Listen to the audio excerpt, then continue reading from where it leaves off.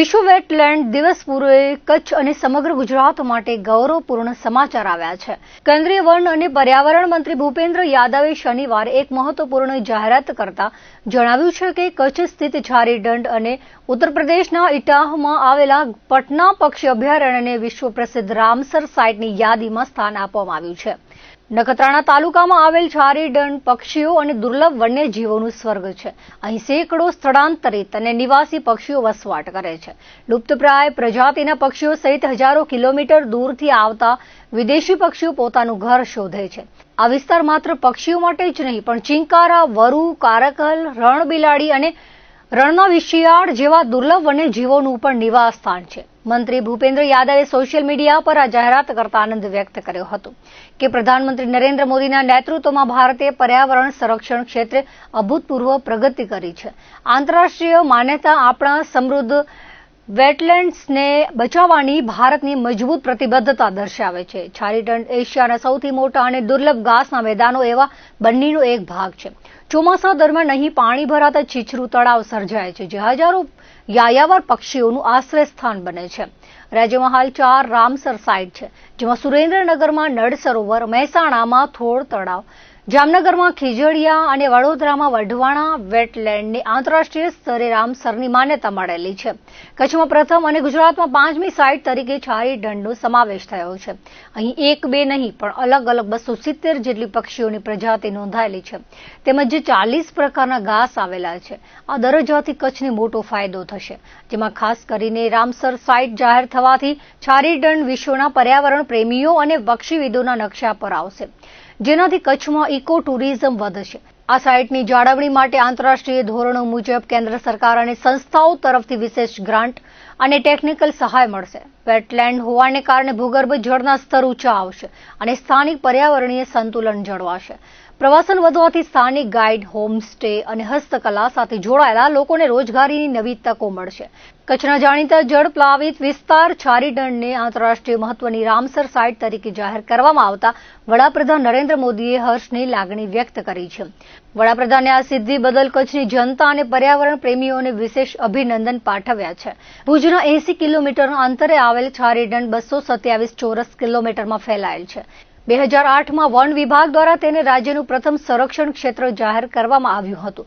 વર્ષ 1992માં 22,700 હેક્ટર વિસ્તારને રણ પક્ષી અભયારण्य તરીકે જાહેર કરવા દરખાસ્ત પણ થઈ હતી।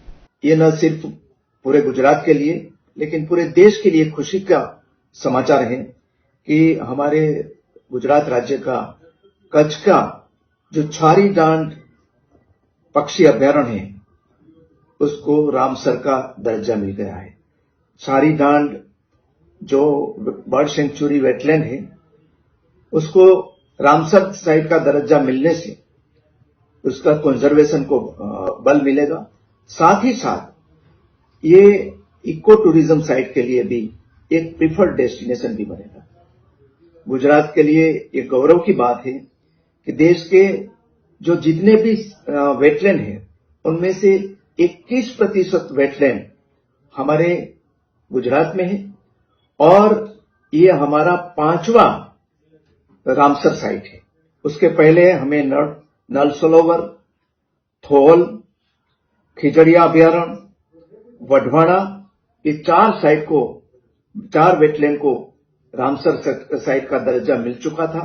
ये 5वां ये रामसर साइट का दर्जा है और उसके लिए हमारे यशस्वी प्रधानमंत्री नरेंद्र भाई का मार्गदर्शन मिलता रहा है और हमारे गुजरात के मुख्यमंत्री भूपेंद्र भाई पटेल का जो एक विजन है उनकी वजह से हम आज वेटलैंड में देश का अग्रिम स्टेट बन चुका है।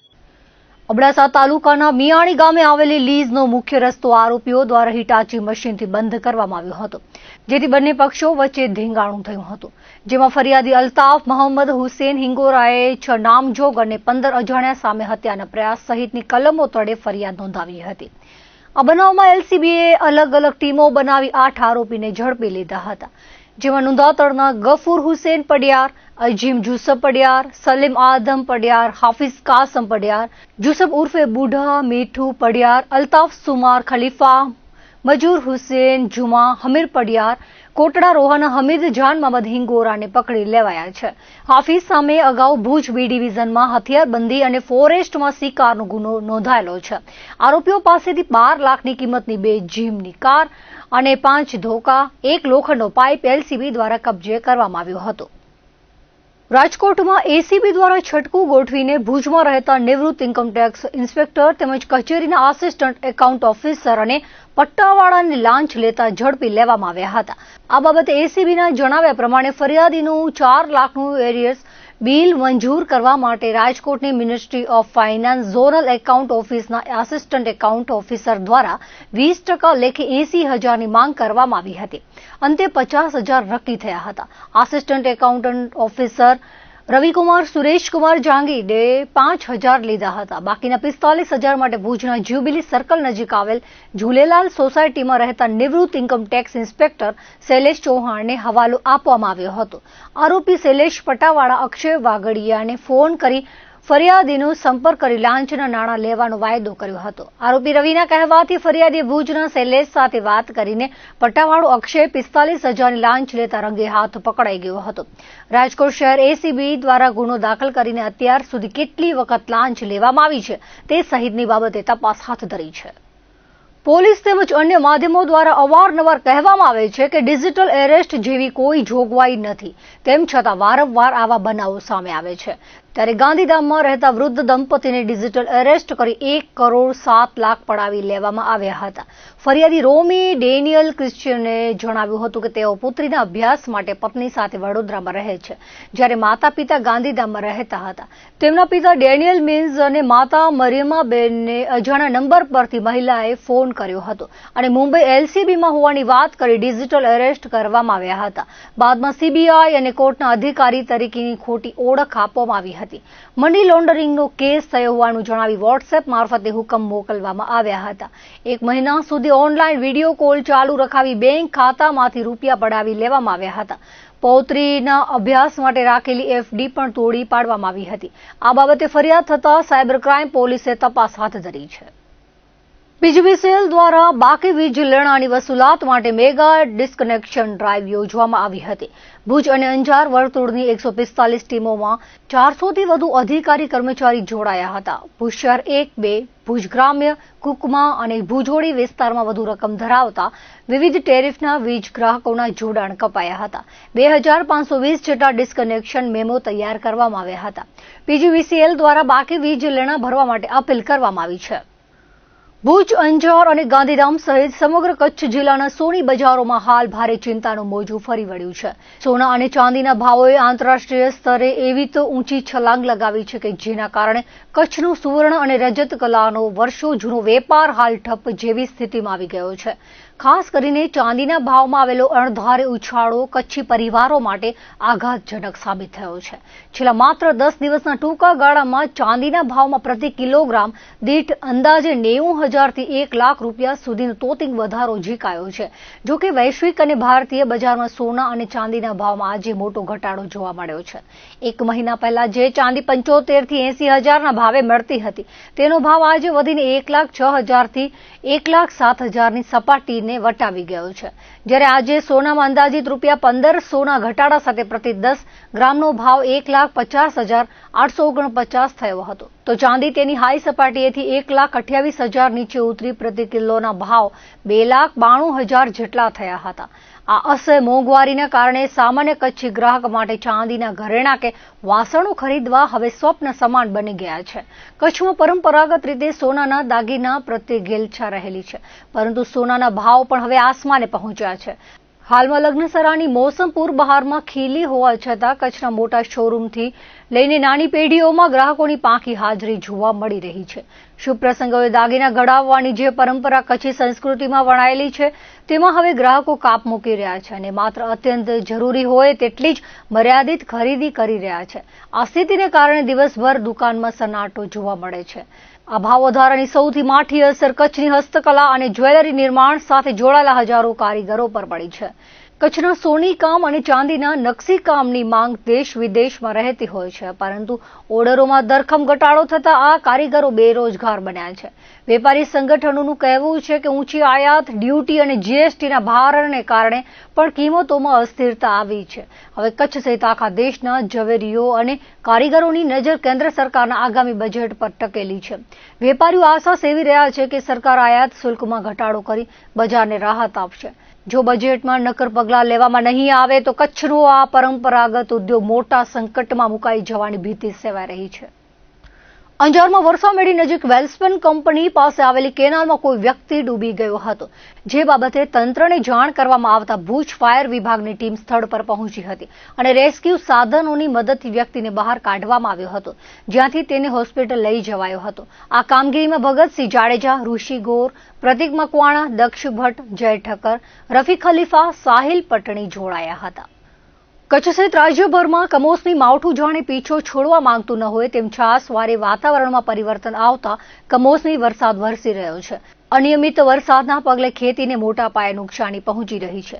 ત્યારે ફરી માવઠાની આગાહીથી ખેડૂતોની ચિંતામાં વધારો થયો છે. રાજ્યમાં ફરી કમોસમી વરસાદની આગાહી કરવામાં આવી છે. હવામાન નિષ્ણાંત અંબાલાલ પટેલે કમોસમી વરસાદની આગાહી કરી છે. તેમણે જણાવ્યું છે કે 2 ફેબ્રુઆરી સુધી હવામાનમાં પલટો આવશે. વાદળછાયા વાતાવરણ સાથે સામાન્ય પવન રહે છે, જેથી કચ્છ સહિત રાજ્યભરના ખેડૂતોના જીવ તાળવે ચોંટ્યા છે. હવામાન નિષ્ણાંતની આગાહી મુજબ પૂર્વ ગુજરાતના ભાગોમાં કમોસમી વરસાદ થઈ શકે છે. ઉભા કૃષિ પાકો પર અસર થઈ શકે છે. 4 થી 8 તેમજ 12 ફેબ્રુઆરી હળવો પશ્ચિમી વિક્ષેપ આવશે. પશ્ચિમી વિક્ષેપના કારણે ઉત્તરીય પર્વતીય પ્રદેશોમાં હિમવર્ષા થશે. કમોસમી વરસાદથી ખેતીમાં નુકસાનની ભીતિ સેવાઈ રહી છે.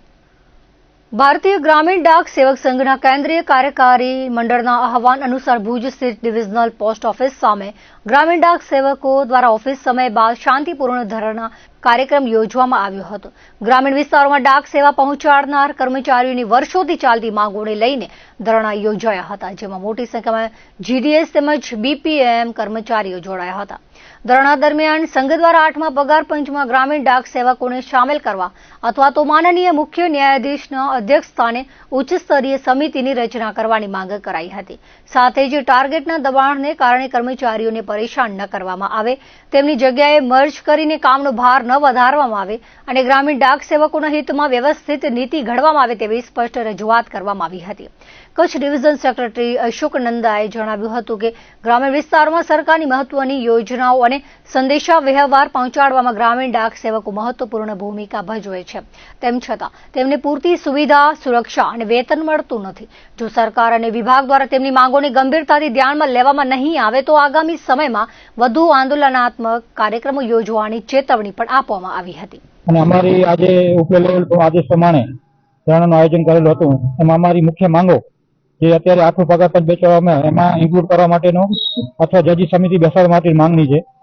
બીજી માંગણી છે કે અત્યારે જે કામગીરી થાય છે એના સિવાય વધારાની કામગીરી કરાવીને જે પગાર સ્ટોપ કરવામાં આવે છે એના માટેનું છે. ત્રીજો છે જે જગ્યાઓ રેન્ટ કરવામાં આવે છે એના માટે મુખ્ય માંગણી છે. અને આગળનું આયોજન અત્યારે ખાલી ડિવિઝન પૂરતો છે. આગળનું આયોજન અમદાવાદ ખાતે છે અને એનાથી આગળ દિલ્હી ખાતેનું છે. એના સિવાય પછી હડતાલનું આયોજન છે.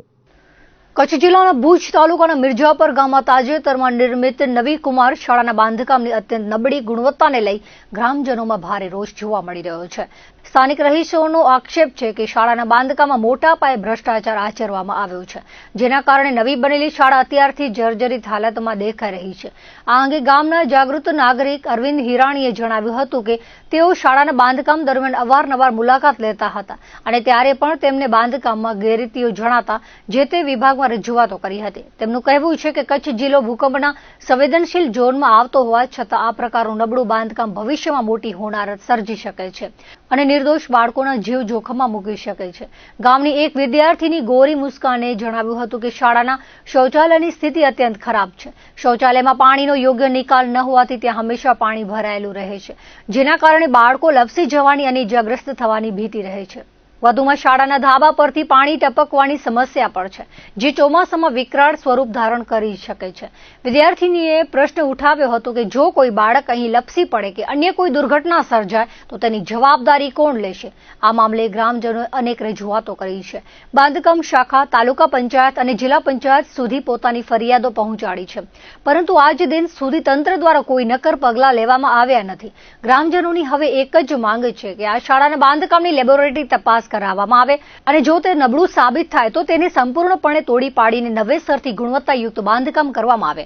ગ્રામજનોએ ચીમકી આપી છે કે જ્યાં સુધી શાળા સલામત નહીં બને ત્યાં સુધી તેઓ આ મુદ્દે લડત ચાલુ રાખશે. મિર્જાપર ગામની જે કુમાર શાળા બનેલી છે એ અત્યંત નબળી ગુણવત્તાવાળું બાંધકામ કરેલું છે. હું મિર્જાપર ગામમાં રહેવાસી છું. હું અઠવાડિયામાં 2-3 વખત અવારનવાર આ સ્કૂલની મુલાકાત લેતો હતો અને મને નબળી ગુણવત્તાવાળું બાંધકામ જણાતા મેં રજૂઆતો કરેલી હતી. બીજું અત્યારે તો કચ્છ તો ભૂકંપ ઝોનમાં આવેલું છે અને જો નબળી ગુણવત્તાવાળું બાંધકામ હોય તો કોઈ પણ જાનહાનિ થાય એમની જવાબદારી કોની? આ નબળી ગુણવત્તાનું બાંધકામ હોવાથી મેં બાંધકામ શાખાની અંદર પણ અરજી કરેલી હતી. ત્યાં કનેથી મને કોઈ પણ જવાબ ન મળતા તાલુકા પંચાયતની અંદર પણ જાણ કરેલી હતી અને જિલ્લા પંચાયતની અંદર પણ મેં જે તે સમયે જાણ કરેલી હતી, પણ આજની તારીખ સુધીમાં મને કોઈ પણ પ્રકારનો જવાબ મળેલો નથી. હવે મારી એવી માંગ છે કે આ સ્કૂલને લેબોરેટરી કરાવી ચેક કરવામાં આવે. નબળી ગુણવત્તાનું કામ જણાતા આખી તોડી અને નવેસરથી પાકું વ્યવસ્થિત કામ કરવામાં આવે. ખુદાના કાસ્તા આ બાથરૂમમાં આપણે આમ પાણી ઢોળશું તો આખું આમ પાણી ભરાઈ જાય છે. ત્યાં અગર આમ પાણી બાથરૂમમાં અગર બાળક જાય ત્યાં લસકી જાય, એમનું માથું ફૂટી જાય તો એની જવાબદારી કોણ લેશે? અગર આ સ્કૂલમાં ઉપરથી આપણે એક ડબ્બું પાણી નાખીએ છીએ તો આખું નીચે આવે છે. અગર ચોમાસામાં અહીંયા પાણી આવશે તો આપણા બાળક ક્યાં બેસશે? હું તો એ કહેવા માંગુ છું જેવી પણ સ્કૂલ છે એને સરખી કરી દો અને આપણા બાળક અહીંયા આવે એટલે